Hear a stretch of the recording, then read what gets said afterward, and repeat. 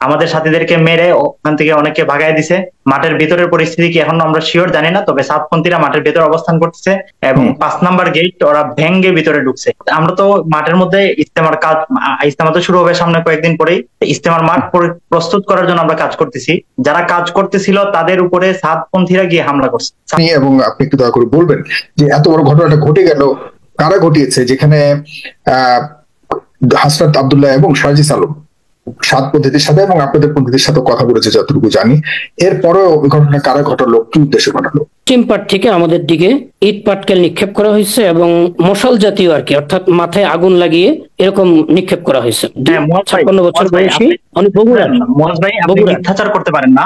আপনি একটা ভিডিও দিয়েছেন শেষ রাত্রে যে আপনাদের সাথী মারা গেছে, কিন্তু সেই যে সাথী আমিনুল ইসলাম বাচ্চু ভাই মারা গেছে, ওনার যারা জামাতের সাথী ছিল। বিশ্ব ইজতেমা নিয়ে দুই পক্ষের মধ্যে সংঘর্ষ হয়েছে, আর যেই সংঘর্ষের মধ্যে নিহত হয়েছে 3 জন এবং অর্ধ শতাধিক মানুষ কিন্তু আহত অবস্থায় আছে। ধর্মের মধ্যে এটা কি শুরু হয়ে গেল?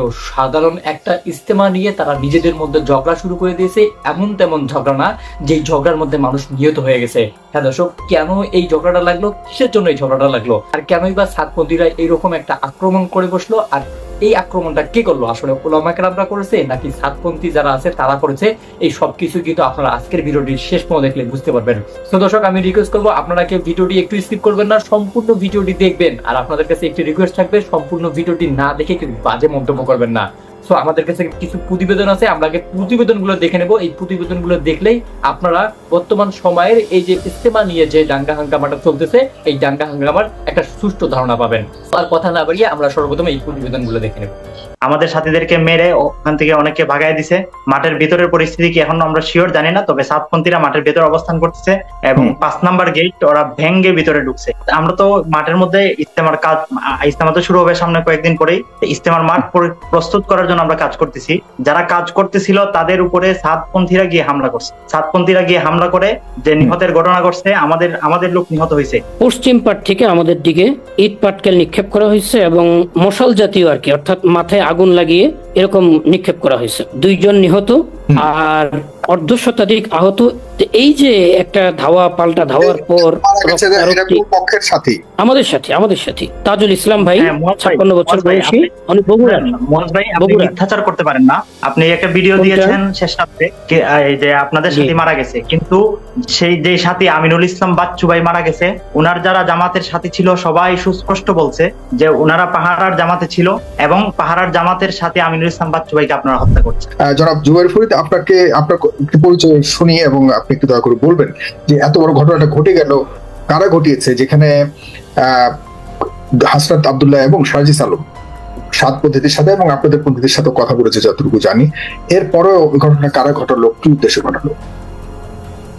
প্রথমে আমি আমার পরিচয় দিয়ে নিই। আমি মাওলানা জুবাইর ফরিদ, দারুল উলুম হাটহাজারী চট্টগ্রাম থেকে ফারেক এবং সেখান থেকে উচ্চতর হাদিস গবেষণা বিভাগ পড়েছি এবং দাওয়াত ও তাবলীগের আলমী শুরা মাওলানা জুবাইর সাহেবের অধীনে 1 বছর সর্বোচ্চ কোর্স যেটা মাওলানা সাহেব নিজেও দেন নাই, সেই 1 বছর আমি সফর করেছি দাওয়াত তাবলীগে 2021 সালে। তাছাড়া বৈষম্য বিরোধী ছাত্র আন্দোলনে আমি যাত্রাবাড়িতে ছিলাম, আমার বাসা যাত্রাবাড়িতে। তো যে ঘটনা ঘটছে, স্বরাষ্ট্র মন্ত্রণালয় থেকে সিদ্ধান্ত নেওয়া হয়েছে যে ইজতেমা 2টা পর্ব হবে। একটা পর্ব আমরা করব, একটা পর্ব সাতপন্থীরা করবো। আমরা প্রথম পর্ব করব এবং ইজতেমার মাঠ আমরা প্রস্তুত করব। ইজতেমার মাঠ প্রস্তুত করার জন্য ইজতেমার মাঠ আমাদেরকে বুঝাই দেওয়া হয়েছে প্রশাসনের পক্ষ থেকে। তো আমরা ইজতেমার মাঠ প্রস্তুতের জন্য কাজ করতেছিলাম এবং ইজতেমার মাঠ কাজ করতে গিয়ে পাহারার সাথী থাকে, কাজ করার সাথী থাকে, বিভিন্ন ধরনের সাথী থাকে। তো আমরা কাজ করা অবস্থায় ওখানে ছিলাম এবং জোরের ব্যাপারে সরকার থেকে বা স্বরাষ্ট্র মন্ত্রণালয় থেকে যে সিদ্ধান্ত নেওয়া হয়, সেখানে কোনো প্রকার সিদ্ধান্ত নেওয়া হয়নি। তো সর্বোপরি যে বিষয়টা, যে দাওয়াত ও তাবলীগের মধ্যে যে বিভক্তিটা, সেই বিভক্তির ক্ষেত্রে বিগত যে সরকার ছিল, সেই সরকার আমাদের উপর অনেক জুলুম নির্যাতন করছে এবং হাসনাত ভাই বলেছেন যে আলেম ওলামার বিষয়ে ওনারা কথা বলতে চান না, ধর্মীয় বিষয়ে, সেন্সিটিভ বিষয়ে কথা বলতে চান না, তাদের জানাশোনা কম। আমি এই বিষয়টা আরেকটু ক্লিয়ার করি। উনি ওয়াসিফ সাহেবের নাম নিতে সময় গিয়ে বলছেন মাওলানা। ওয়াসিফ সাহেব কোনো মাওলানা না এবং আলেম ওলামাদের আলমী শুরা যেটা সাদ সাহেবকে পছন্দ করে না, তাদের সাথে আলেম ওলামা আছে। আর সাতপন্থীদের সাথে ওলামায়ে কেরাম যারা আছে, অধিকাংশ দেখা যায় যারা জেনারেল সাথী তারাই নেতৃত্ব দেন। যেমন আমরা আসলে সাতপন্থীদের কে মাওলানা নন, এরপরে ওখানে তারা কি সঠিক পথে আছে নাকি ব্যাটিং পথে আছে, দৃষ্টিভঙ্গিতে এটা নিয়ে যেমন হাসনাত আব্দুল্লাহ কিছু জান না, আমিও তেমন কিছু জানি না। আমাদের কথা হলো যে ঘটনাটা ঘটেছে, আমরা আপনাদের ফলোয়ার হিসেবে এবং আমরা ইসলাম ধর্মের একজন সমর্থক বলুন এবং ধর্ম পালনকারী হিসেবে আমরা কিন্তু আসলে এই বিষয়গুলো খুব অভ্যন্তরীণ বিষয়গুলি জানতে চাই না। আমাদের কথা হলো যে এই যে দুটি পক্ষ মুখোমুখি অবস্থানে আসলো, এতদিন পর্যন্ত আপনারা এগুলো প্রতিদিন শুনে আসছে যে আপনাদের মধ্যে একটা দূরত্ব রয়েছে, একটা বিতর্ক রয়েছে, এগুলিকে গুছিয়ে কেন আপনারা এই পর্যন্ত একটা মানে একটা স্বাভাবিক পর্যায়ে আসতে পারলেন না, একটা খুনোখুনি অবস্থায় আসতে হলো কেন, এটা আর কোন পর্যায়ে যাবে, আর এবং এই ঘটনা ঘটানোর পেছনে গত রাত কারা দায়ী? এখানে গত রাত তো আমরা তো মাঠের মধ্যে ইজতেমা তো শুরু হবে সামনে কয়েকদিন পরেই। ইজতেমার মাঠ প্রস্তুত করার জন্য আমরা কাজ করতেছি। যারা কাজ করতেছিল তাদের উপরে সাতপন্থীরা গিয়ে হামলা করে যে নিহতের ঘটনা ঘটছে, আমাদের লোক নিহত হয়েছে। কিশোরগঞ্জের পাকুন্দিয়ার একজন ব্যক্তি। আপনারা কিভাবে বলেন সাতপন্থীরা হামলা করে? সাতপন্থীরা তো হাসনাত আব্দুল্লাহদেরকে কথা দিয়েছিল যে তারা করবে, সেখানে আপনারা কিভাবে শিওর হলেন যে সাতপন্থীরা হামলা করেছে? সাতপন্থীরা আমরা তাদের বিভিন্ন ওই ফেসবুকে, সোশ্যাল মিডিয়া বিভিন্ন জায়গায় দেখেছি তারা এখানে আসবে, আগে থেকে তাদের ঘোষণা ছিল এবং তাদের ঘোষণা অনুযায়ী তারা বিভিন্ন ভিডিও এসে এখানে প্রকাশ করছে এবং বর্তমানে মাঠ তাদের দখলে রয়েছে। আমাদের সাথীদেরকে মেরে ওখান থেকে অনেককে ভাগায় দিছে। মাঠের ভিতরের পরিস্থিতি কি এখন আমরা শিওর জানি না, তবে সাতপন্থীরা মাঠের ভিতরে অবস্থান করতেছে এবং 5 নাম্বার গেট ওরা ভেঙ্গে ভিতরে ঢুকছে, সেখানে সেনাবাহিনী পর্যন্ত টিকতে পারে নাই, এত পরিমাণ সাথী তারা একসাথে ঢুকছে এবং আমাদের সাথীরা ঘুমন্ত ছিল। আমি একজন সাথীর দেখেছি, ভিডিও দেখেছি, সেখানে সাথী বলতেছিল যে আমি ফজরের ওয়াক্ত হয়েছে, উজু করতে উঠছি, অতর্কিতভাবে আমার উপরে হামলা চালানোর পর সে রক্তাক্ত হয়ে যায়। আচ্ছা, সাতপন্থীরা চালিয়েছে এটা নিশ্চিত। কিন্তু একজন বক্তা আমার সাথে যুক্ত হয়েছে, আমি আসছি আপনার কাছে। আরেকটা বিষয় যেটা এই অভিযোগটা নিয়ে একটু শুনতে চাই, জনাব মুয়াজ্জেম, শুনতে পাচ্ছেন আমার কথা? আসসালামু আলাইকুম ওয়া রাহমাতুল্লাহ। জি, শুনতে পাচ্ছি। আপনার কাছে একটু শুনতে চাই যে আপনারাই অনেকটা, আমরা আসলে এই সম্পূর্ণ বিষয়টাই আরো তদন্ত পর আসলে মূল বিষয়টা অবশ্যই আমাদের সামনে আসবে, সে পর্যন্ত আমরা অপেক্ষা করব। কিন্তু এখন সোশ্যাল মিডিয়াতে একটা বেশ সরব, একদম পুরোপুরি যারা ধর্ম পালন করেন, যারা তাবলীগ করেন বা না করেন, সবাই মোটামুটি উদ্বিগ্ন যে এত বড় একটা ঘটনা ঘটে গেল। সবারই একটা অভিযোগ মোটামুটি সোশ্যাল মিডিয়া যা দেখা যাচ্ছে যে সাতপন্থীরা গিয়ে আপনার টঙ্গী থেকে এই ধরনের একটি হত্যাকাণ্ডের ঘটনা ঘটিয়েছে। আসলে আপনার কাছে শুনতে চাই, আপনারা আসলে কি ধরনের ঘটনা ঘটিয়েছেন কিনা? বিসমিল্লাহির রহমানির রহিম। আমি কালকে রাত থেকেই টঙ্গী ইজতেমা ময়দানের পশ্চিম পাশে বেলাল মসজিদ, যেখানে আমরা সারা বছর দাওয়াত তাবলীগের কাজ পরিচালনা করি, সেখানে উপস্থিত ছিলাম। তো সরকার কর্তৃক আমাদেরকে জোর করার জন্য ডিয়াবাড়িতে একটা জায়গা নির্ধারণ করে দেওয়া হয়েছে।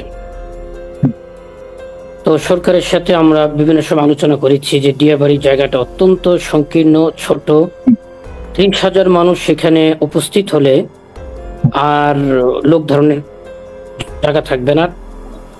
পাশাপাশি সেখানে কোনো ইউটিলিটি সাপোর্ট নাই, পানি নাই, গ্যাস নাই, টয়লেটের ব্যবস্থাপনা নাই, শামিয়ানা করার মতো পর্যাপ্ত ব্যবস্থাপনা নাই।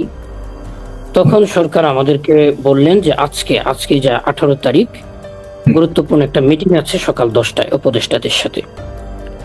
এই মিটিং এর পরে সিদ্ধান্ত হবে যে আমাদের এই ব্যবস্থাপনাগুলি কিভাবে হবে।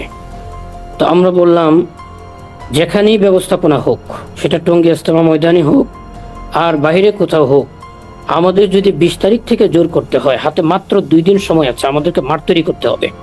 এই ক্ষেত্রে আমরা কি করব? ওনাদের পক্ষ থেকে সুস্পষ্ট বার্তা ছিল যে আপনারা ডিয়াবাড়িকে কেন্দ্র করে ডিয়াবাড়িতে আপনারা আসতে পারেন, যদি ডিয়াবাড়িতে সিদ্ধান্ত এখানে হবে, আর যদি অন্যত্র কোনো মাঠ সরকার ব্যবস্থা করে সেখানে আমরা চলে যাব। তো আমাদের সাথীরা সারা বাংলাদেশ থেকে রাতে আসা শুরু করলেন। মধ্যরাতে আমাদের সুইচ গেট থেকে কামারপাড়া পর্যন্ত যে বেরিবাদের রাস্তাটা, এটা প্রায় ফিল আপ হয়ে গেছে, ব্লক হয়ে গেছে। সাথীরা আস্তে আস্তে কামারপাড়া ব্রিজের কাছাকাছি যখন তারা বিছনা ফেললো, এখানে বাসের একটা বিশাল সিরিয়াল হয়ে গেল, যানজট হয়ে গেল। তো এখানে একটা হচ্ছে উড়াল সেতুর কাজ হচ্ছে, সেই খালি জায়গাগুলিতে আমাদের সাথীরা রাত্রেবেলা ঘুমানোর জন্য বিছনা পাতলো।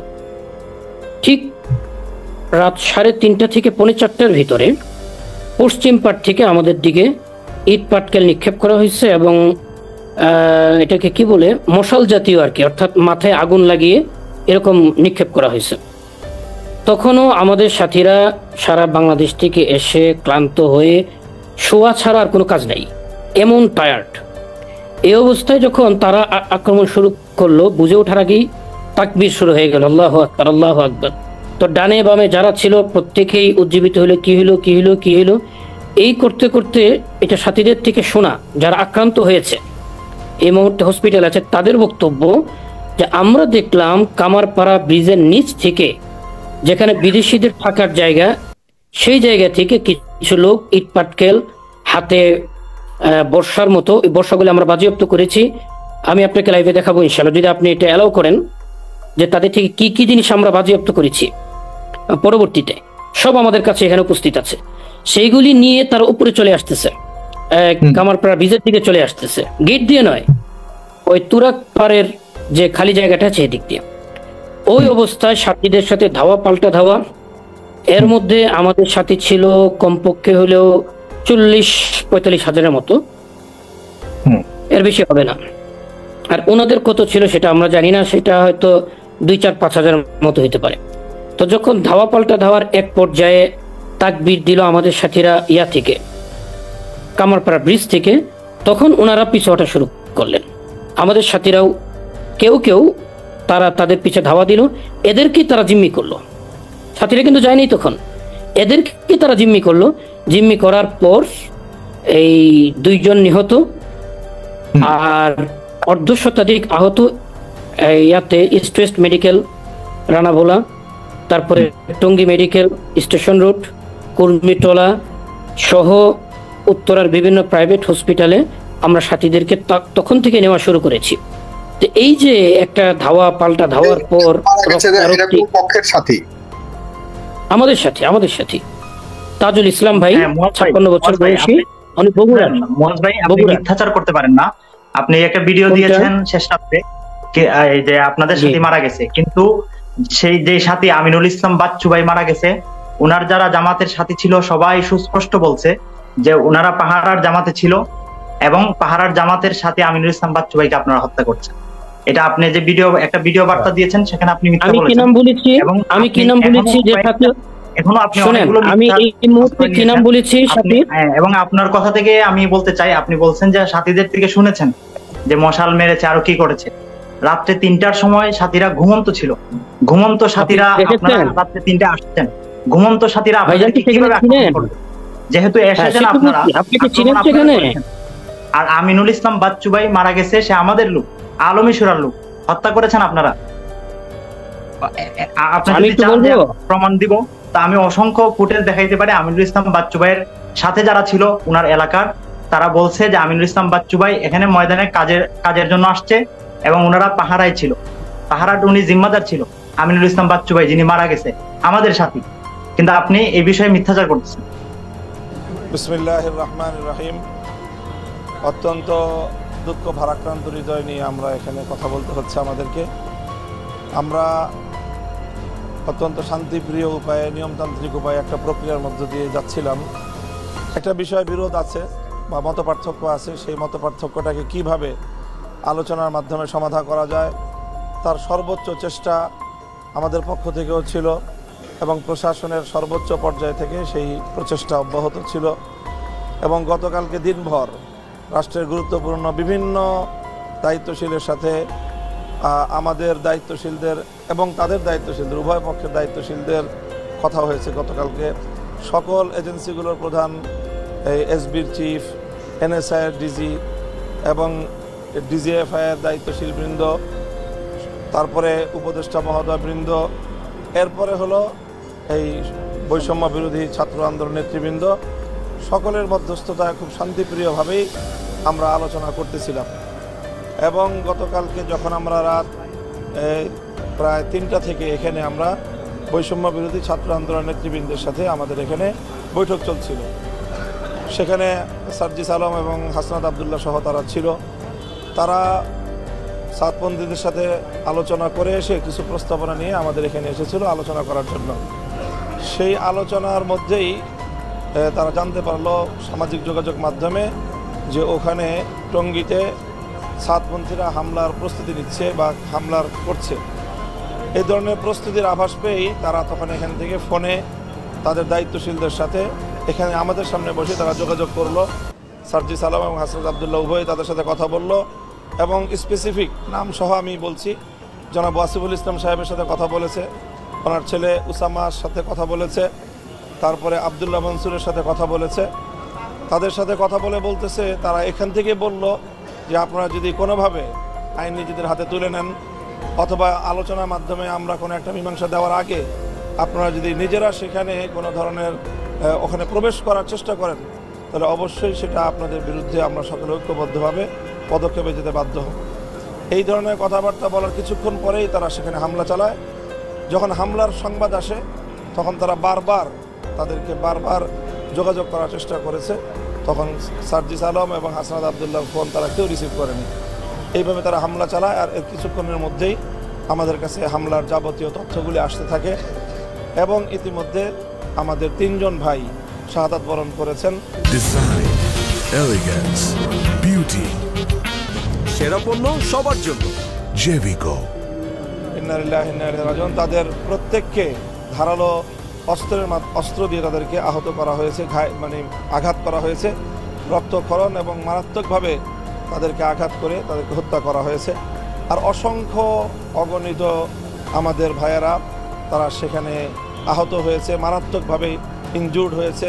প্রায় অনেকেরই আঘাত বুকের মধ্যে, পেটের মধ্যে ধারালো অস্ত্রের সাহায্যে তারা এই আঘাতগুলো করেছে।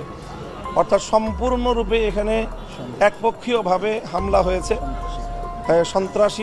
সন্ত্রাসী কায়দায় সেখানে আমরা এমন তথ্য পাচ্ছি যে সেখানে তারা পেশাদার হত্যাকারী, পেশাদার খুনি, কিলারদের সহ এই অভিযানটা পরিচালিত হয়েছে। অত্যন্ত দুঃখজনকভাবে আমাদের এই কথা বলতে হয় যে সংবাদ মাধ্যমে অনেকেই সংবাদ প্রচার করছেন যে দুই পক্ষের সংঘর্ষ বা সংঘাত। এটা সম্পূর্ণরূপেই একপক্ষীয় আক্রমণ হয়েছে, হামলা হয়েছে। রাতের অন্ধকারে অতর্কিতে সন্ত্রাসীরা আক্রমণ চালিয়ে তবলিগ ঘুমন্ত এবং সেখানে দায়িত্বরত আমাদের যে সকল তবলিগের সাথী ভাইয়েরা ছিলেন তাদেরকে হত্যা করেছে এবং তাদেরকে আহত করেছে। এই বিষয়টা সংগঠিত হওয়ার পরে স্বাভাবিকভাবেই সারা বাংলাদেশের সকল তবলিগের সাথী এবং লক্ষ লক্ষ ছাত্র জনতার মধ্যে যে ক্ষোভ অগ্নিগর্ভ হয়ে উঠেছে গোটা বাংলাদেশ। আমরা অব্যাহতভাবে সারা দেশে আমাদের ছাত্র জনতাকে এবং তবলিগের সাথীদেরকে, ধর্মপ্রাণ মুসলমানদেরকে আমরা সকলকে ধৈর্য ধারণ করার জন্য নির্দেশনা দিচ্ছি এবং আলহামদুলিল্লাহ আমরা এই পর্যন্ত আমাদের পক্ষ থেকে কেউ কোনো ধরনের উস্কানিমূলক কোনো কার্যকলাপে লিপ্ত হয়নি এবং আমরা আশা করছি যে সারা দেশকে আমরা এখনো পর্যন্ত শান্তিপূর্ণ রাখার ক্ষেত্রে আমাদের ভূমিকা আমরা পালন করতে সক্ষম হয়েছি এবং আমাদের ছাত্র জনতা সকলেই এখনও তারা ধৈর্য ধারণ করে আছে এবং আমরা এখন শুধুমাত্র অপেক্ষায় আছি যে সুনির্দিষ্টভাবে এই ধরনের হামলা এবং হত্যাযজ্ঞের প্রেক্ষিতে যে সকল খুনিরা এই ধরনের কার্যক্রম পরিচালনা করলো এবং যাদের নেতৃত্বে প্রত্যক্ষ সেখানে ভিডিও ফুটেজের মাধ্যমে দেখা যাচ্ছে কখন ঢুকছে, কোনখান দিয়ে ঢুকতেছে, কিভাবে হামলা পরিচালনা করছে, এই সকল স্পষ্ট প্রমাণাদি আইন শৃঙ্খলা রক্ষাকারী বাহিনীর কাছে থাকার পরেও যদি তাদের বিরুদ্ধে আইনানুগ ব্যবস্থা গ্রহণ না করা হয় তাহলে সেই ক্ষেত্রে পরিস্থিতি আমরা কোনোভাবেই সামাল দিতে পারবো না। এজন্য অনতিবিলম্বে যারা এই হত্যাকাণ্ডের সঙ্গে নেতৃত্ব দিয়েছে, ওখানে সব ভিডিও ফুটেজে দেখা যাচ্ছে আবদুল্লাহ মনসুর, উসামা ওয়াসিফদের নেতৃত্বে সেখানে রাত্রে মোটরসাইকেল শোভাযাত্রা সহ একেবারে শোডাউনের মাধ্যমে সন্ত্রাসী বাহিনীর মতো করে সেখানে একটা ঘুমন্ত এলাকায় সেখানে তারা ঢুকেছে। সেখানে একটা মাদ্রাসা আছে, সেই মাদ্রাসায় সব ছেলেরা কোরআনে হেফজো পড়ে, হেফজোখানা, প্রায় 100 ছাত্র সেখানে পড়াশোনা করে, সব ছোট ছোট বাচ্চা। সেই বাচ্চাদেরকে জিম্মি করে তাদের শিক্ষকদেরকে বেদম প্রহার করেছে, আঘাত করে এমনভাবে আঘাত করেছে যে তাদেরকে মারাত্মক ইনজুর্ড অবস্থায়, মুমূর্ষু অবস্থায় তাদেরকে হাসপাতালে ভর্তি করতে হয়েছে। এই অবস্থায় সেখানে সেই সকল ছাত্রগুলোকে জিম্মি করে তাদের মধ্যে মারাত্মকভাবে ভীতির সঞ্চার করে সেই মাদ্রাসা তারা করায়ত্ত করেছে, দখল করেছে। এখান থেকে সার্জিস আলম নিজে, হাসনাত আবদুল্লাহ নিজে ওয়াসিফুল ইসলাম সাহেবকে জানিয়েছে যে সেখানে মাদ্রাসা আছে, সেই মাদ্রাসায় পর্যন্ত আপনার বাহিনী তারা হামলা চালিয়েছে। উনি সেখানে পরিষ্কার বললেন যে মাদ্রাসা বন্ধ, মাদ্রাসা নাই, অস্বীকার করলেন। তাদের সর্বোচ্চ ব্যক্তিত্ব তিনি এইভাবে সার্জিস আলম এবং হাসনাত আবদুল্লাহদের সাথে মিথ্যাচার করলেন। অথচ সেখানে আমাদের কোমলমতি ছোট ছোট শিশুরা তারা এই হামলার সম্মুখীন হয়েছে। তাদের আর্তচিৎকার সেখানে ফোনে ভেসে উঠেছে। সেই আর্তচিৎকার শুনে আমরা তো দূরের কথা, বৈষম্য বিরোধী ছাত্র আন্দোলন নেতৃবৃন্দ তাদের চোখের পানি সংবরণ করতে পারে নাই। সেখানে তারা এই অবস্থার মধ্যে আজ এইভাবে সেখানে আমরা হামলার সম্মুখীন হয়েছি এবং সম্পূর্ণরূপে একতরফা সন্ত্রাসী আক্রমণ হয়েছে।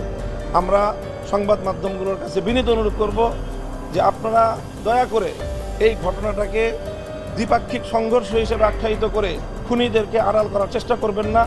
প্রকৃত হামলার চিত্রটাকে আপনারা ভিন্ন কালার দেওয়ার চেষ্টা করবেন না।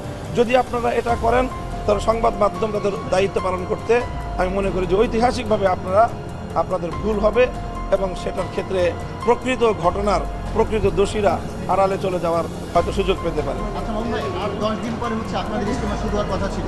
আজকে রাতে, অর্থাৎ যে রাত গেল, এই রাতে একটি আপনাদের জন্য একটা মর্মান্তিক বেদনাদায়ক একটা ঘটনা ঘটেছে। এখন আপনারা কি ইজতেমা পালন করবেন? আপনাদের এখন সিদ্ধান্ত? ইজতেমা আরো পরে, আমরা এই মুহূর্তে কোনো সিদ্ধান্ত ঘোষণা করছি না। আমাদের পক্ষ থেকে ওলামা সম্মেলন আহ্বান করা হয়েছে। আমাদের মুরব্বীদের পক্ষ থেকে কিছুক্ষণের মধ্যে ওলামা সম্মেলন শুরু হবে। সেই ওলামা সমাবেশে সিদ্ধান্ত হবে। সেই সিদ্ধান্ত আমরা জানিয়ে দেব এবং সেই সিদ্ধান্তের প্রেক্ষিতে আমরা আমাদের পরবর্তী পদক্ষেপগুলো নিব। হ্যাঁ, ওলামা সম্মেলনে চলমান এই যে পরিস্থিতি, এই যে তারা আক্রমণের শিকার হলাম এবং আমাদের লোকজন যে নিহত হলো, আহত হলো, হতাহত হলো এবং এইভাবে প্রশাসনের নাকের ডগায় প্রকাশ্যে দিবালোকে রাষ্ট্রের বিরুদ্ধে সরাসরি যুদ্ধ ঘোষণা করেছে। কারণ এখানে পরিষ্কার যে স্বরাষ্ট্র উপদেষ্টা মহোদয়, ধর্ম উপদেষ্টা মহোদয়, সকল উপদেষ্টাদের নেতৃত্বে এবং সর্বোচ্চ আইন শৃঙ্খলা রক্ষাকারী বাহিনীর সকল সদস্যদের ইনভলভমেন্টের মাধ্যমে অব্যাহতভাবে বৈঠক চলছে। গত সারা রাত বৈঠক হয়েছে, তাদের সাথে হয়েছে, আমাদের সাথে হয়েছে এবং আজ সকাল 11টা এবং 12টায় দুই পক্ষের সঙ্গে স্বরাষ্ট্র মন্ত্রণালয়ে হাই প্রোফাইলের বৈঠক হওয়ার কথা এবং সেই বৈঠকের জন্য আমরা প্রস্তুতি নিচ্ছিলাম। সেখানে আমরা কথা বলবো এবং আলোচনার মাধ্যমেই আমরা একটা মীমাংসায় পৌঁছবো। তো সেই ক্ষেত্রে এরকমভাবে অতর্কিতে হামলা চালানো, এটা গোটা রাষ্ট্রযন্ত্রের প্রতি, সরকারের প্রতি, গোটা বাংলাদেশের প্রতি একটা সম্পূর্ণরূপে একটা চ্যালেঞ্জ বলে আমরা মনে করি। এবং আমাদের এই ক্ষেত্রে ধারণা হলো এটাই যে স্বাভাবিকভাবে বাংলাদেশ বিরোধী যে চক্রান্তটা রয়েছে, যারা বাংলাদেশকে এই মুহূর্তে অস্থিতিশীল করার চেষ্টা করছে, বাংলাদেশকে ধ্বংস করার চেষ্টা করছে, সেই বাংলাদেশ বিরোধী চক্রের সঙ্গে এই হামলার অবশ্যই যোগসাজশ রয়েছে। এবং তারা যারা এই ক্ষেত্রে ওই সাতপন্থীদের যারা দায়িত্বশীল, তাদেরকে আমি মনে করি যে এখন কোনোভাবেই তাদেরকে শুধুমাত্র তবলিগ জামাতের মুরব্বী হিসেবে পরিচয় দেওয়ার কোনো সুযোগ নেই। তারা সম্পূর্ণরূপে মানে রাষ্ট্রের সঙ্গে, বাংলাদেশের সঙ্গে যুদ্ধ ঘোষণাকারী একটা মানে সন্ত্রাসী বাহিনী হিসেবে তাদেরকে চিহ্নিত করা ছাড়া আর কোনো উপায় নেই। আমরা কি এই কথা বলতে পারি কিনা যে আপনাদের ওলামা সম্মেলনের পরেই আপনারা ইজতেমার সিদ্ধান্ত নেবেন? না, ইজতেমার সাথে এখানে কোনো সম্পর্ক নেই। ইজতেমা এখন অনেক দেরি, ইজতেমা এখনো 40 দিনের পরে। 31শে জানুয়ারি। জি জি, বাস আমরা এখন এই মুহূর্তে আমরা কোনো প্রশ্ন উত্তরে যাচ্ছি না। এই মুহূর্তে আমরা আমাদের জরুরি বক্তব্যগুলো আপনাদের মাধ্যমে তুলে ধরলাম। প্রশ্ন না, আপনারাই তো ওই ইজতেমা ময়দানে আপনারাই ইজতেমা পালন করেন, সবাই আল্লাহকে মানি, সবাই ইসলামকে মানি। জি, বাস এই কথাগুলি আমরা যেভাবে বললাম, এই বিস্তারিত কথা বলবো না এখন। আমরা ঘটনার সংক্ষিপ্ত বিবরণ আপনাদের সামনে উপস্থাপন করলাম। মিডিয়ার সকল দায়িত্বশীল এবং সংবাদকর্মীদের কাছে আমাদের উদাত্ত আহ্বান থাকবে যে আপনারা দয়া করে এই ঘটনাকে সংঘর্ষ হিসাবে আপনারা নিউজ করবেন না। এটা একতরফা হামলা হয়েছে সেখানে এবং সকল যারা আহত, ইনজুর্ড, যারা নিহত, আপনারা সব এক পক্ষীয়, আর আক্রমণকারীরা আরেক পক্ষীয়। এখন কারো বাড়িতে ডাকাতের আক্রমণকে যদি আপনি বাড়িওয়ালা ডাকাতের সংঘর্ষ হিসেবে চিত্রিত করেন, তাহলে সংবাদ মাধ্যম কোনোভাবেই আপনারা দায়িত্ব পালন করছেন না, বরং আপনারা ডাকাতদেরকে আড়াল করার চেষ্টা করছেন বলেই আমরা দেশবাসী এটাকে এইভাবেই নিবে। কাজেই আপনাদের কাছে আপনারা যাচাই করেন, প্রয়োজনে আপনারা তথ্য দেখেন যে গত রাত্রের এই আক্রমণ, শেষ রাতের গভীর রাত্রের ঘুমন্ত মানুষের উপরে এই আক্রমণে কোনোভাবে আমাদের এই জুবায়েরপন্থী হিসেবে আপনারা যাদেরকে আখ্যায়িত করছেন বা সুরাই নিজামের অনুসারী বলে যাদেরকে আখ্যায়িত করা হচ্ছে, তাদের কারো কোনো ন্যূনতম কোনো ইনভলভমেন্ট ছিল কিনা আক্রমণের ক্ষেত্রে আপনারা সেটা যাচাই করে যথাযথভাবে আপনারা সংবাদ প্রচার করবেন।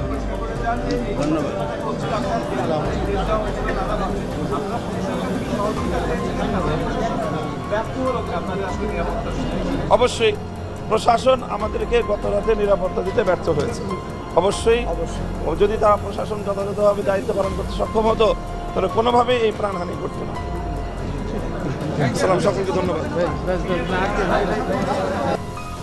গতকালকে হচ্ছে আমরা যখন আমাদের জায়গা থেকে জানতে পারি যে সাতপন্থীদের স্টুডেন্ট যে গ্রুপগুলো রয়েছে তারা সচেতন ছাত্র সমাজ বা এরকম একটি নাম দিয়ে আসলে আমাদের প্রধান উপদেষ্টার যে বাসভবন অর্থাৎ যমুনা এটি ঘেরাও করার কিংবা এর সামনে অবস্থান কর্মসূচি নেওয়ার একটি পরিকল্পনা করে, তখন আমরা আমাদের জায়গা থেকে তাদের মধ্যকার যে সমস্যাগুলো, এই সমস্যাগুলো সমাধানের জন্য দুই গ্রুপের তাবলিগের অর্থাৎ সাতপন্থী গ্রুপ এবং জোবায়েরপন্থী যে গ্রুপ, এইগুলোর মধ্যে তাদের মধ্যে যে বিভিন্ন রকমের সমস্যা চলছে, এগুলোর জন্য একটি যৌক্তিক উপায় সমাধান হয়, এটির জন্য আমরা প্রথমে গতকালকে রাত 12টার দিকে আমাদের জায়গা থেকে অর্থাৎ আমাদের টঙ্গীর যে পশ্চিম সাইডে যে মসজিদটি রয়েছে, ওই মসজিদের ওইখানে যাই যেখানে সাতপন্থীরা এখন অবস্থান করছে।